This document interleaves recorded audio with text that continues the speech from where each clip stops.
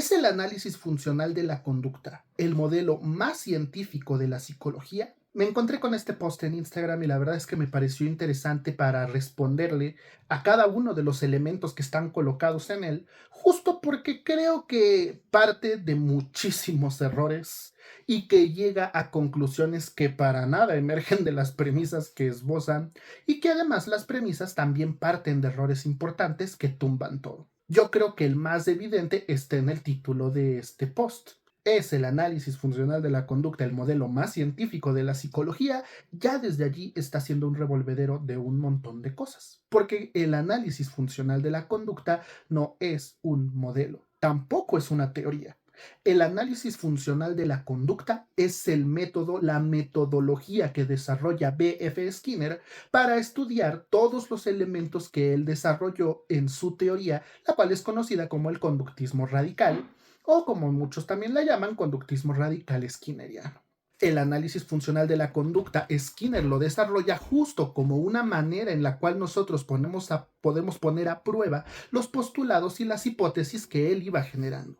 Y la lógica es muy sencilla. Teóricamente, él afirma que lo psicológico son relaciones funcionales. Y en ese sentido, ¿cómo le podemos hacer para identificar relaciones funcionales? Pues creando una metodología a la cual se le llamó análisis funcional.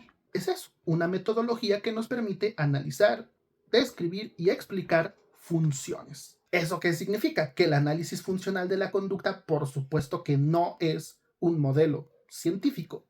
Por lo tanto, el análisis funcional de la conducta no puede ser de ninguna manera el modelo más científico de la psicología, cuando de inicio no es un modelo científico. Entonces, digamos, todo el post parte de una pregunta espuria. Ahora, no es que Popper crea que una teoría científica debe poder equivocarse. Más bien, a lo que dice Popper cuando explica qué es una teoría científica es que es muy importante la falsabilidad o falseabilidad de sus postulados. Es decir, que de los postulados que salgan de una teoría científica, estos deben ser susceptibles de ser probados como verdaderos o como falsos. Porque si nosotros tenemos postulados que no pueden ser probados ni como verdaderos ni como falsos, pues entonces nos estaremos enfrentando a una situación en la que pues no, la teoría no nos está hablando, no nos está demarcando de algo que nosotros encontremos en la realidad. Ahora, hay una lógica también interesante detrás de este planteamiento de Popper, que es ¿cuántas veces tenemos que confirmar algo para asegurar que es verdadero? Y él decía que pues, realmente no existe manera alguna de que nosotros podamos estar 100% seguros de que algo es verdadero, pero que basta con una sola vez que una frase o que una proposición sea desmentida para que podamos categorizarla como falsa. En este sentido, la labor de la ciencia es buscar formas de probar que la teoría está mal. No porque deba poder equivocarse, sino porque esa es la única forma en la cual podemos saber qué tan verdadera, voy a decirlo así, es la teoría que estamos defendiendo o que estamos estudiando. Ahora, ¿qué es lo que hace? Da un brinco total donde estamos en el terreno de lo científico y se va a un caso hiper concreto y ultra específico de una labor además tecnológica o técnica de hecho. O sea, nos dice primero que vamos a analizar si el análisis funcional de la conducta es un modelo, pero luego nos explica qué es una teoría y después, por alguna razón, nos pone un caso clínico. Entonces está raro, pero bueno, sigamos el juego. Aquí nos pone el caso de una persona que cuando siente determinadas emociones se atraca de comida y que dicho atracón de comida tiene el efecto de disminuir ese malestar y que eso puede llevar a la conclusión a partir de un análisis funcional de que esta conducta se está manteniendo por reforzamiento negativo. Pero nos plantea una pregunta. ¿Qué pasa si no es cierto? ¿Qué pasa si nosotros encontramos la forma de eliminar el reforzador y aún así se mantiene esta respuesta de atracón? Y entonces empieza a hacer alguna suerte de maromas raras para llegar a la conclusión de que no hay forma de probar que la hipótesis es incorrecta. Y hasta nos pone la pregunta, ¿cuántos intentos fallidos debe haber para asumir que la hipótesis ya no es la correcta? De nuevo, no podemos nosotros irnos a un ejemplo en el mundo fuera del laboratorio para ejemplificar qué es lo que ocurre con una teoría científica.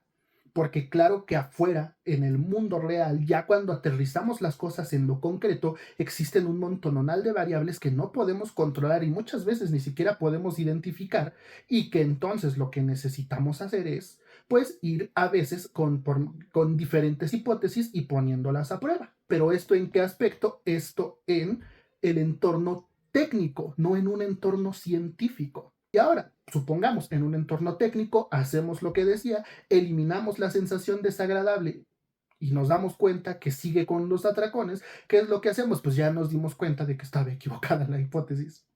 O sea, así ya, nada más bastó una vez para darnos cuenta. Sí es falsable, porque movemos algo, evaluamos y al mover algo y evaluar, si no se da el resultado, es porque la hipótesis estaba equivocada. Pero ojo, de nuevo, aquí estamos ya en un entorno técnico, no en un entorno científico, que son cosas completamente diferentes. Porque el análisis funcional de la conducta lleva haciendo investigación desde hace más de 100 años a nivel experimental. Entonces, ¿qué es lo que pasa? Pues claro que a nivel experimental todo el tiempo se están contrastando hipótesis y todo el tiempo se están partiendo de cosas. Hay algo a lo que se le ha llamado principios de la conducta, que son cosas que bajo las mismas condiciones, cuando hacemos las cosas de la misma manera, siempre se obtiene el mismo resultado. Y esos principios de la conducta que se han derivado a partir de la investigación sistemática, rigurosa y controlada, pues son los de reforzamiento positivo, negativo, discriminación simple, discriminación condicional y varios y muchos etcétera más. La cuestión a partir de la cual entonces partimos es que das un brinco grandote o que se da un brinco grandote hacia un caso súper específico, súper concreto en donde la persona que escribe el post además está manipulando convenientemente los posibles resultados. Incluso lo que sigue es que pone un caso hipotético donde, ay no, y ahora imaginemos que hay 3 diferentes personas que hacen 3 diferentes análisis funcionales y llegan a 3 diferentes conclusiones. Él lo que dice es que entonces estaríamos ante una terrible teoría. Y yo diría, bueno, esa no es la única explicación lógica. La explicación puede no ser que la teoría esté mal, puede ser que 2 de los observadores están mal. No es culpa de la teoría lo que el observador hace respecto de la teoría. En este caso, incluso, si nada más así a lo loco agarramos a 3 personas, les damos un caso y llegan cada uno a una respuesta incorrecta, la primera vía no puede ser decir, uy, no, la teoría está mal.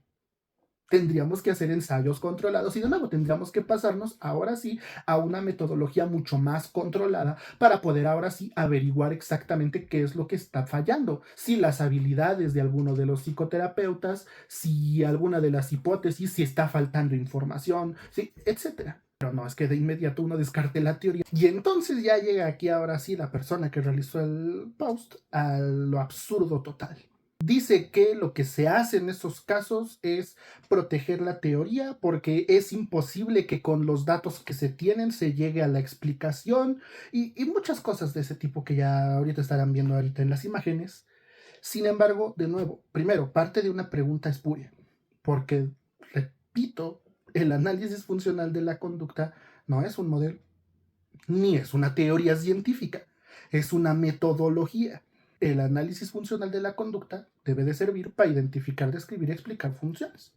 Si sirve para eso, es una buena metodología. Si no sirve para eso, es una mala metodología.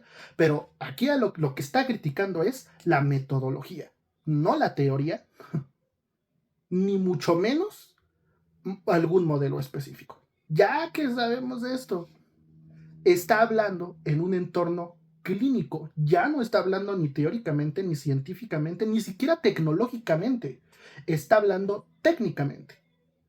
Está planteando escenarios hipotéticos, inventados, que además no se responden como él cree que se responden. ¿Cuántas veces necesitamos fallar para saber que una hipótesis clínica es incorrecta? Una.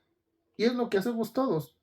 Planteamos una hipótesis, modificamos, evaluamos, y si no ocurre lo que creíamos que ocurría, pues ya esa hipótesis la descartamos, volvemos a analizar, vemos si nos hacen falta datos y reformulamos o hacemos una nueva hipótesis. Ni siquiera reformulamos la hipótesis, hacemos una nueva. Y pues esto, para nada, es un resguardo a la teoría.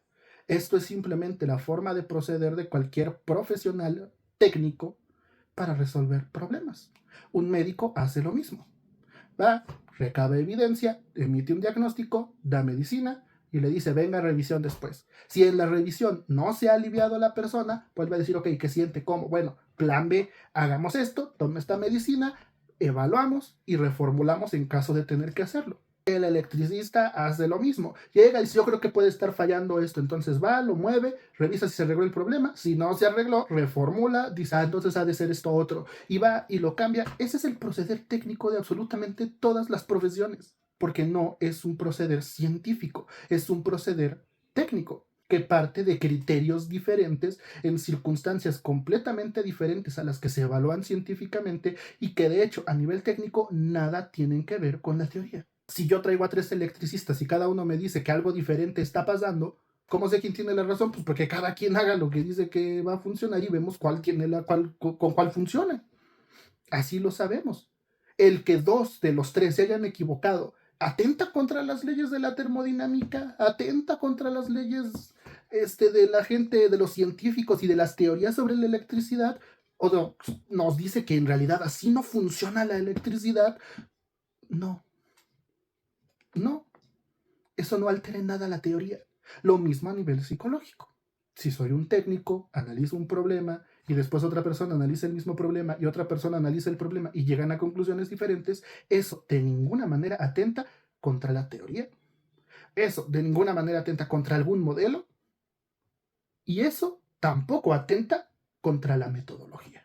Y aquí nos dan como si acabaran de llegar a la conclusión del año, algo a lo que yo llegué nada más con ver su título. En efecto, una práctica técnica, el uso de una herramienta no tiene nada que ver con lo científico. Exacto. Así es. Pero curiosamente, esto no apoya para nada lo que han dicho. Al contrario, esto es lo que hace que nos demos cuenta que desde el principio están intentando responder una pregunta que no tiene sentido por medios que tampoco tienen sentido y que aunque llegaron a una conclusión que tiene sentido, no significa para nada eso que las premisas con las cuales llegaron a eso fueran correctas. El verdadero llegar a la respuesta correcta por los medios equivocados. Que ustedes hasta aquí se preguntarán conmigo, bueno, pero ¿cuál es el punto? ¿A dónde querían llegar las personas del post? Querían llegar a que de alguna manera todo lo anterior significa o implica como conclusión que lo mental tiene existencia ontológica. ¿Cómo? No sé. La verdad no sé de dónde dan ese salto, porque la verdad ahí termina el post. Ya después te ponen como que una cita ridiculizando a la doctora Froxan. Y ya después, cuando me quedé así, leí la descripción. Y en la descripción fue que me di cuenta que dicen, claro, como la conducta no es suficiente, porque esa es su conclusión, la conducta no es suficiente para explicar la conducta. Necesitamos algo más profundo. Necesitamos lo mental. ¿De dónde sacan esa conclusión? Ni idea. ¿Esa conclusión deriva de todo lo que acabamos de decir? No, ni de cerca.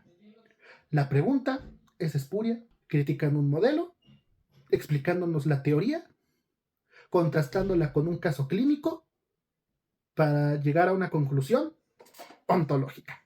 Yo siempre les digo lo mismo. Por el amor de quien ustedes quieran, aprendan a argumentar. Aprendan a diferenciar entre campos, porque si no van a hacer este tipo de mezclas horribles, incoherentes, incongruentes, cantinfleos, y lo peor, creyendo que están diciendo algo muy inteligente o algo muy profundo.